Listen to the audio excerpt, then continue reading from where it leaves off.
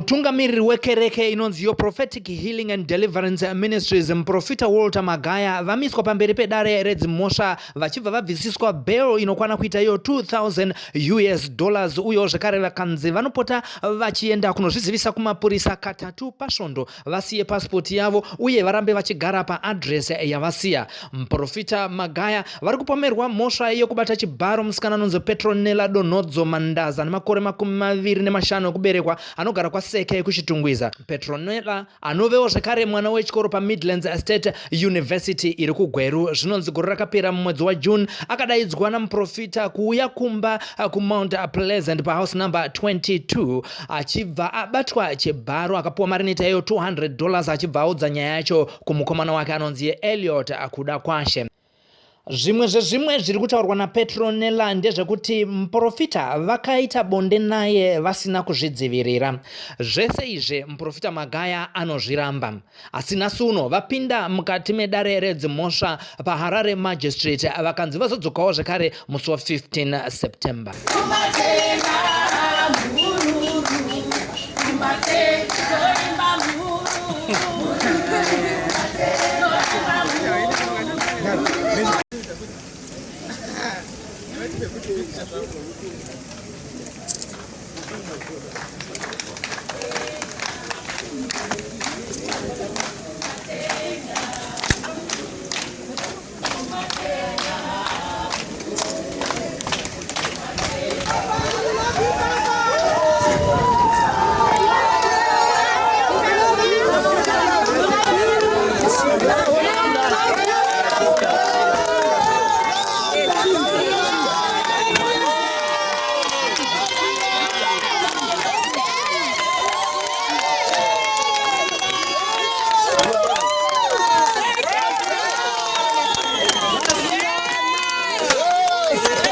Ivo muprofita Magaya vanoti nyaya iyi vakaiona ichirukwa zano racho mumweya vakamisa mumwe wevamwe akanga ari mukati mekuronga nyaya iyi pamberi pechita chekereke yavo.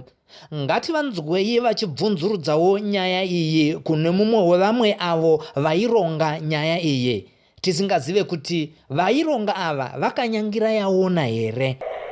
I've called this daughter of mine Precious because she has a small confession that she needs to make, and I want you to forgive her. Tell your neighbor, forgive her. Tell your neighbor, love her more. Amen. Okay, a month ago, she was proposed with a man with a name which starts with a V. Is it correct? Huh? Yes. The name which starts with a V.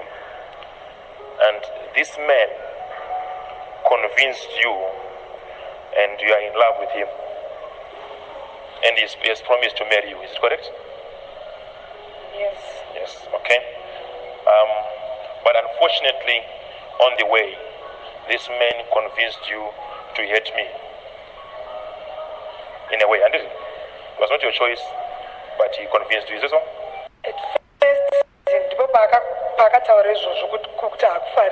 I mean, with you convinced you not to like me.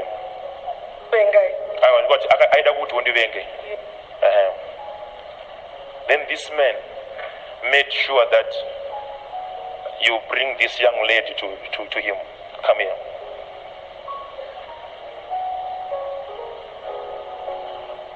Bolo, you don't miss this. Boys, Bolo, you don't miss this. You were brought to a certain man who starts with a T. Is it correct? Chongwan. Okay. Right. This man promised you $30,000. What did he promise you? I've already forgiven you. That's why I'm asking you.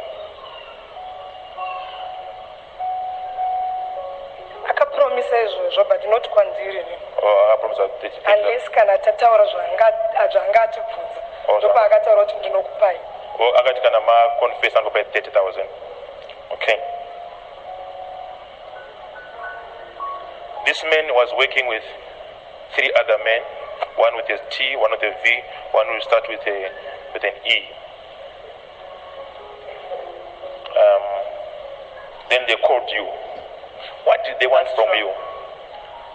pavakandifonera vaida kuti zveni nditi inini ndakarara naProphet ndozvavaida kuti nditaure saka vanga vaiti zvoni vanondipa mari 100,000 yekuti ndiende ndinotaura kune mumwe munhu wavaida kundiendesa kuti vagozonipa mari.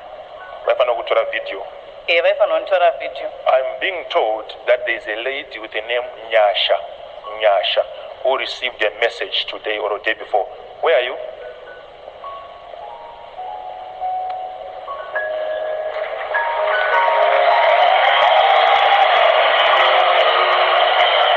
She didn't come. She didn't come. Oh. All right. That same man whom you are in love with, whom you have been hiding away from me, whom you said, if I tell Prophet what he's saying, Prophet will only say, good girl. He won't give me any money. But this man has promised. That man, I don't know if it's you or it's another girl. You took a girl last week, recorded a video, and this girl was saying, I slept with her. They took the girl and they went into the highest offices today, such that they can be arrested tomorrow.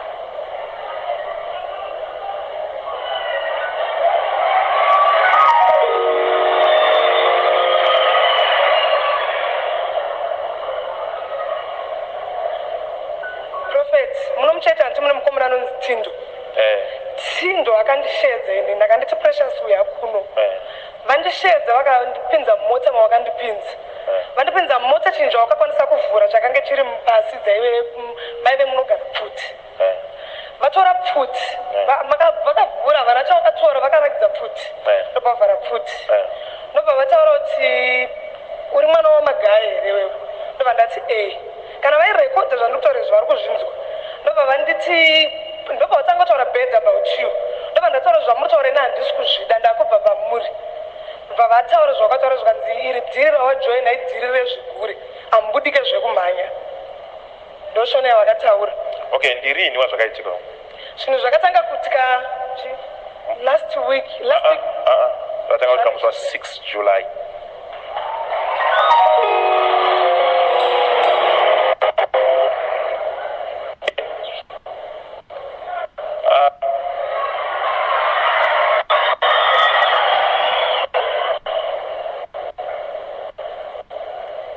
Marubi, I know it's your first time.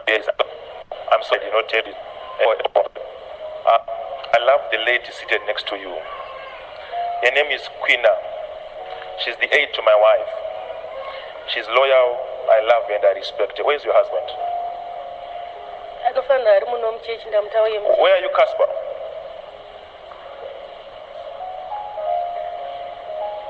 Where are you, Casper?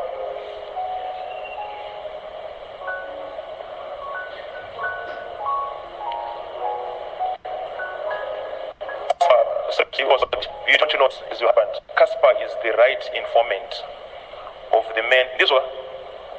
It's true. Nekuti mkubva musocho wamataura isusu takangeti ini ndakanga singatobhopiwe pesi yakunzi ndinipangega nekuti zvainzi anzi unoenda una Prophet Magaya kwantaura chokwadi. Anenge achifona anonzani? Spencer foni yake yakafonwa zvishua. Spencer kana Casper. Casper foni yake yakafonwa. Casper foni yake yafonwa inazoti Casper akaita sipo. You feel to mama tokani ime akapinda shikandine yembe rudzi ndikubuda nemota yerudzi ndabuda kwai this purpose. That's why your husband doesn't want to move away from prospect. That is his purpose to that information. I've got the voice recordings. Okay, I've got 16 recordings of your meetings.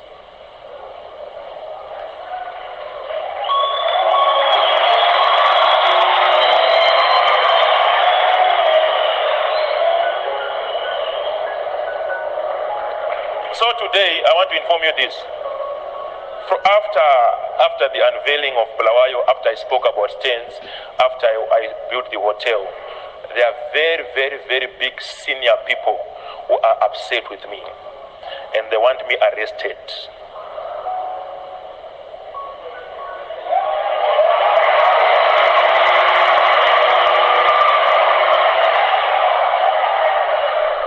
Precious, you are my daughter. This is what pains me.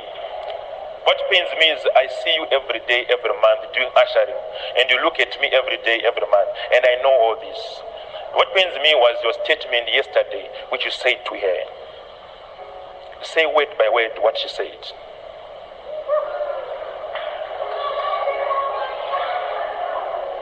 Sorry, Prophet. I mean about Isheguti, why should I be part of that gang, not Prophet? Okay. Pa akanditi zoni di pane isusu tuku offer mari. Saka what should we do? Because kuna Prophet tinokwanisa kungenda tonotaura but atipiwe mari of which tenge chingodzvanyirerwa. But kunonzwe ukutokwanisa kuwana mari more than 100,000 and family yedu inokwanisa kutobudirira and isusu tobva tangobuda toenda kunze kwenyika.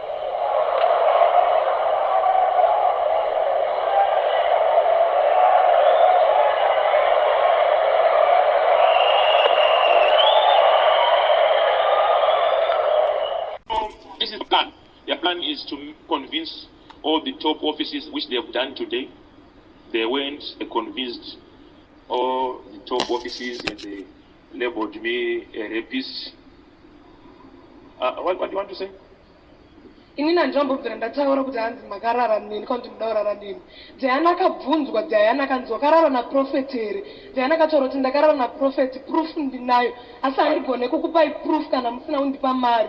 Aiwa zve inzwaunzwa Diana ari pasaidi pako ndini ndakamutuma.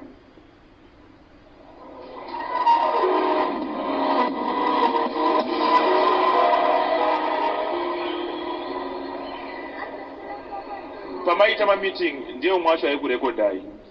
Prophet ini ndakazviramba Diana akandipa simba ndiye aitomudza kuti taura izvi taura izvi. Teerera kaonzwa.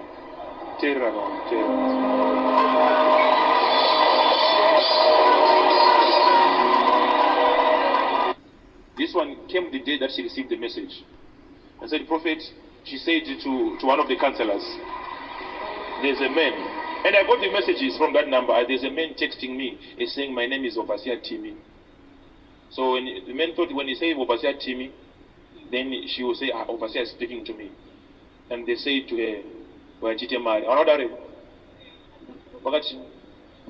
vakati zvoni yatite mari so that I can vanokwanisa kundirecord everything zvanichitaura about you Prophet kuti ndakarara nemi ndakaita sei everything then undooffer mari. Nezuro vakaprosha mwana unzi Nyasha ndio asina kuya kuchechi ndoda kumona Nyasha asi kumuziya manje.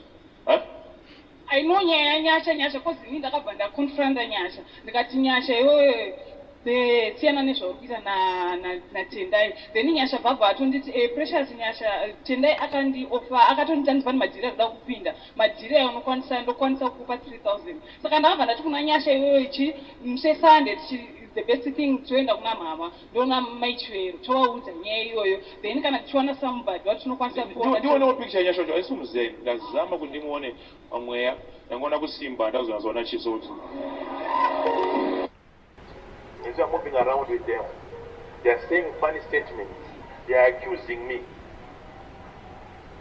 They ask you a simple question: were you ever in love with the Prophet? You said, I know I was never in love with him, but I can stand and say I was. You are connecting with all with others who are coming to church. Those who hate me, who went out. You connect, you speak. You connect, you speak. You talk, you discuss, you research. Answer the question. They record you or they record us? Even in Prophet, I can tell you the day of Rara Motel, the room of Rara.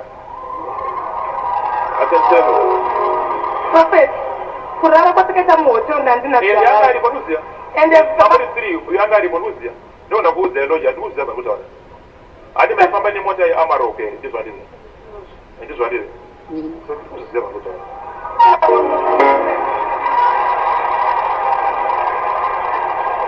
So kuona kwenyu nekuziva nekunzwa kwenyu Muprofita Magaya vakazviita here? Isu tinoti rine manyanga hariputirwe, mhosva hairovi, chakupa ronda chati nhunzi dzikudye, zvese zvichabuda pachena. Muchazvinzwa pano pa ZimDI TV News. Kana muchida kuvewo kutanga kunzwa nyaya dzakadai mazuva ese, garai makateya pa YouTube nekuklika button rakanzi subscribe. Munobva maita wokutanga pa ZimDI TV News kunzwa zviri kuitika.